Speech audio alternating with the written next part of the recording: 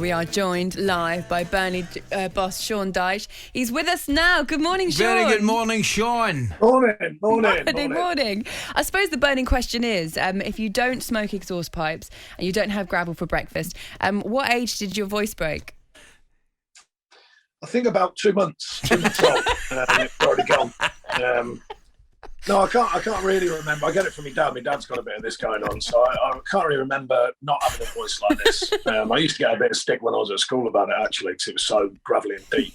But no, probably realistically, from when I was probably around apprentice years, really, from sort of when I went off to be an apprentice at Nottingham Forest around 16, a few of the lads used to get on me about it then. So, yeah, stuck with it. Sean, you've no idea how much that's tickled me, because I'm buying the 2 months, mate. I'm buying it. You don't go a step further, mate. Now, listen, I want to ask you, obviously the international break's on and we've been watching England and Scotland and every game that's been on effectively. But the burning question is, can somebody like yourself chill out and get a few days away and just maybe, obviously COVID times would restrict that, but can you just find a bit of time for yourself and your family?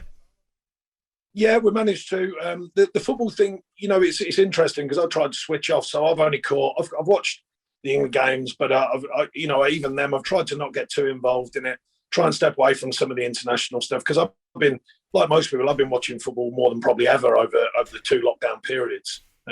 So many games, so much coverage. So, you know, I do try and get away from it, spend a bit of time with the family. As you said, we can't go literally away, but, you know, spend a bit of time with the family, pop over and see me mum and dad. They've been vaccinated and stuff like that. So just trying to catch up with general life stuff, because I live between 2 places. So, you know, I've had a few down days and just a bit of time with the family, and, you know, just trying to make the best of the situation like everyone else does. We've heard that you live with Ian Woan, don't you? Share a flat with him while you're in Burnley. So we were thinking about this morning. We were talking about, before the show, you coming on, about what that dynamic is like, especially with things like who is in charge of the remote control, who decides what goes on the telly. Well, to be honest, there's been some funny times where I remember once we were playing Arsenal, and in the morning sometimes I get a bit fidgety about games and a bit anxious, and, you know, the build up to games. So I just got that weird thing when you just start, right, bit of OCD kicked in. So I started like mopping the floor and that. I got like a pair of old boxer shorts on with a rip in them and a t-shirt with a rip in them. Why just looked over, he was laying on the sofa watching whatever on TV, Soccer M or something. He went, "Do you think Arsene Wenger's doing that this morning?" I went, "I doubt it, no." So, you know, there lies a little truth at the moment. We've got a little flat that we've shared for, well, coming up 8 years now. We've never touched it because we originally got in it. And, you know, it's like you think, well, I'm probably only going to be here a year. You know, the stats in the back suggest you ain't going to be that long. And then eight and a half years later, and we're still in the same flat. We've not touched it other than cleaning it probably once every blue moon. So, yeah, so we make the best of it. We make the best of it. 8.5 years, it's got to have some wear and tear. So someone's got to be head of DIY. Is that you or is that Ian? Well, to be honest, it's fair to say I do spend a lot of time on the road and between my family and stuff like that. So we're not there that much. So it's not like it's getting used a tremendous amount. The landlord must be buzzing. Trust me. No, we're hardly ever there. Gets paid every month. We're hardly ever there. Now and again, you ask for someone to come round. It's like the world's going to end. It's change a light switch or something. You know what I mean? So, sure. I want to ask you, Alex, do you quite enjoy the fact that an international break, for example, we sat and we're already discussing, Gareth, who you should be picking, who you shouldn't be picking. You'll clearly have an opinion on it yourself, but can you remember effectively an England manager or any England manager in recent years that has had the lovely and beautiful problem of having so much talent to pick from, whether it's right back, left back, Mount, Grealish, Maddison, Foden, the arguments go on. My point is, I cannot remember an England squad with so much talent in it. Yeah, there's a good clutch of players, that's for sure. I think Gareth certainly will have his head-scratching moments of who to pick for what reasons, but, you know, he seems to be decent at filtering through who he should pick and who he should get involved, and trying to get some of the younger players at least some exposure to it. I think in a way, I suppose the other way of looking at it is when that talent emerges, it is more obvious because there's so many foreign players now in the Premier League. You know, that they stand out pretty clearly, I would say that. But there are some very, very good players available at the minute. So, I don't think it's an easy one. Myself, I've spoken openly. I'm still surprised that James Tarkowski hasn't got a sniff around it. Popey's obviously playing at the moment and done well, so that's fine. There's a couple of things. So the point is, he'll still have opinions. My opinion on James Tarkowski, the media's opinion is massive, and fan opinion as well. So I personally think Gareth's doing a really good job. I like him as a bloke as well, and I wish him well with what's coming up. We spoke about England before the break, and I know you're a big fan, aren't you, of Nick Pope? Yeah, I was going to ask you, Sean. I mean, you mentioned James Tarkowski as well, who's, I think, top class and probably has deserved an opportunity at England.